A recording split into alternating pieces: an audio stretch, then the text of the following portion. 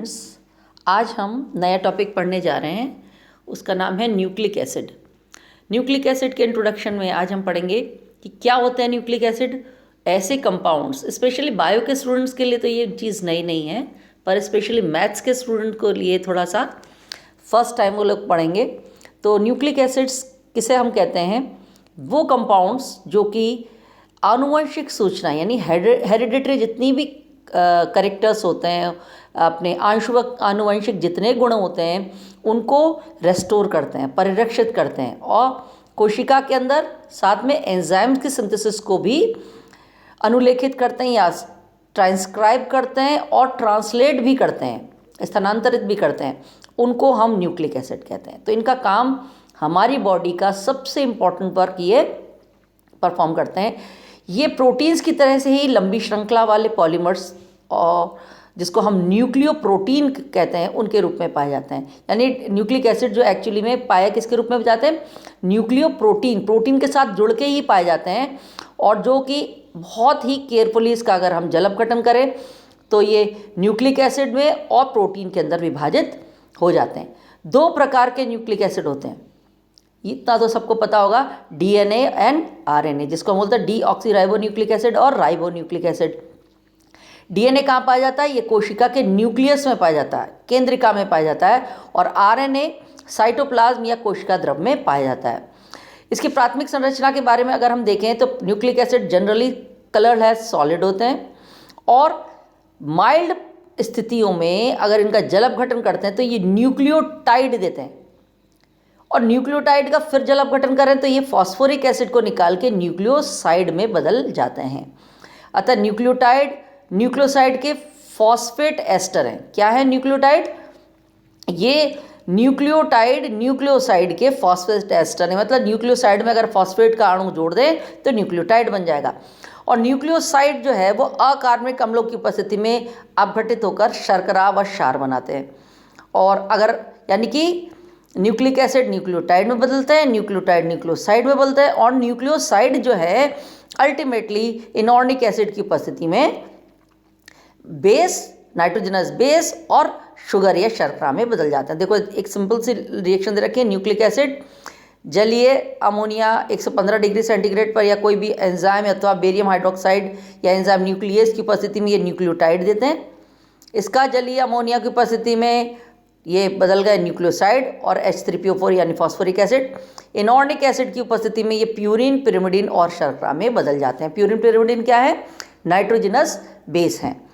इसके बाद हम देखते हैं कि इसका पूरी तरह से अगर हम जल भटक रहे हैं तो हमें तीन प्रकार के यौगिक मिलते हैं: फॉस्फोरिक एसिड, शर्करा, राइबोज भी हो सकती है, डीऑक्सीराइबोज भी हो सकती है।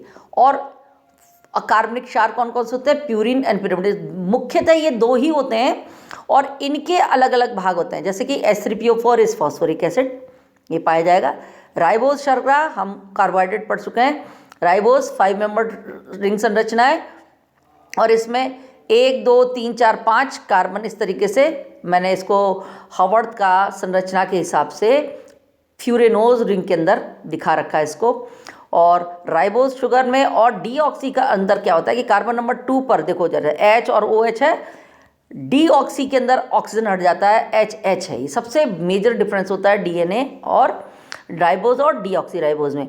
और नाइट्रोजनस बेस या कार्बनिक क्षार जो होते हैं वो दो प्रकार के होते हैं main: purine and pyrimidine. Purine 2 प्रकार का होता है, एडिनिन, ग्वानिन। पिरिमिडिन 3 प्रकार के होते हैं, थायमिन, साइटोसिन एंड यूरेसिल। ये संरचनाएं मैंने बना रखी हैं एडेनिन की। दोनों संरचनाएं, एक तो 5 मेंबर रिंग है, एक 6 मेंबर रिंग है, और दोनों में 2 नाइट्रोजन है। और साथ ही में ये हैं 3, uracil, thymine and cytosine.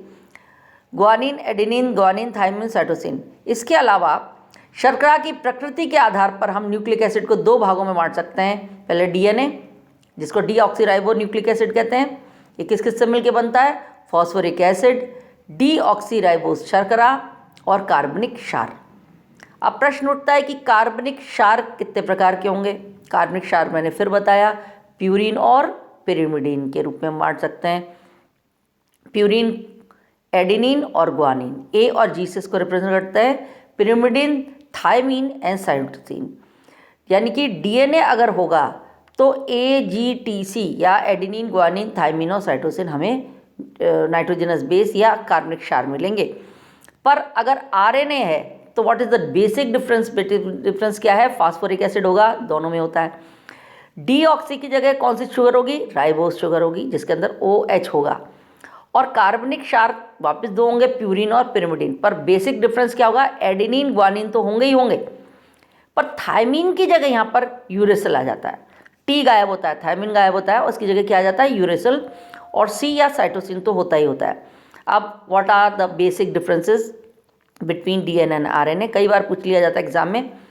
DNA और आरएनए में अंतर स्पष्ट कीजिए। डीएनए में डीऑक्सीराइबोस शर्करा होता है, बेसिक डिफरेंस। आरएनए में राइबोस शर्करा, पहला। दूसरा, डीएनए में एडेनिन ग्वानिन थाइमिन और साइटोसिन पाए जाते हैं, आरएनए में एडेनिन ग्वानिन यूरेसिल और साइटोसिन पाए जाते हैं। डीएनए एक द्विसूत्रीय श्रृंखला या हेलिकल संरचना होती है, डबल स्टैंडर्ड हेलिकल संरचना होती है। आरएनए में एक सूत्रीय श्रृंखला या हेलिक्स पाई जाती है, केवल एक सूत्रीय, वो ही वापस से मुड़कर डबल श्रृंखला के रूप में दिखाई देती है, पर नीचे से लेकर ऊपर तक केवल एक ही श्रृंखला होती है। डीएनए कोशिका के नाभिक में पाया जाता है और आरएनए कोशिका के कोशिका द्रव में पाया जाता है। डीएनए आनुवंशिक गुणों के स्थानांतरण में महत्वपूर्ण भूमिका अदा करता है। एक संतति, एक जनरेशन से दूसरे जनरेशन तक जितने गुणों का ट्रांसफ़र होता है वो सारा का सारा कौन करता है? डीएनए करता है। और माता पिता से जितने गुण हैं वो अपने संतति में केवल डीएनए के कारण ही आते हैं, और डीएनए इसके अंदर सबसे इम्पॉर्टेंट भूमिका निभाता है, क्योंकि इसके अंदर जीन्स पाए जाते हैं और जीन्स जो है वो हेरिडिटरी कैरेक्टर्स को निर्धारित करते हैं। और आरएनए का जो सबसे बड़ा इंपॉर्टेंट काम है वो प्रोटीन सिंथेसिस। हमारी बॉडी के अंदर जितना भी प्रोटीन होता है, कुछ तो हम लेते हैं, कुछ हमारी बॉडी खुद सिंथेसाइज करती है with the help of amino acids. तो आरएनए जो है वो प्रोटीन सिंथेसिस में मदद करता है। तो इसके साथ ही ये हैं हमारे डीएनए और आरएनए में अंतर। अगली क्लास में आगे का पढ़ेंगे।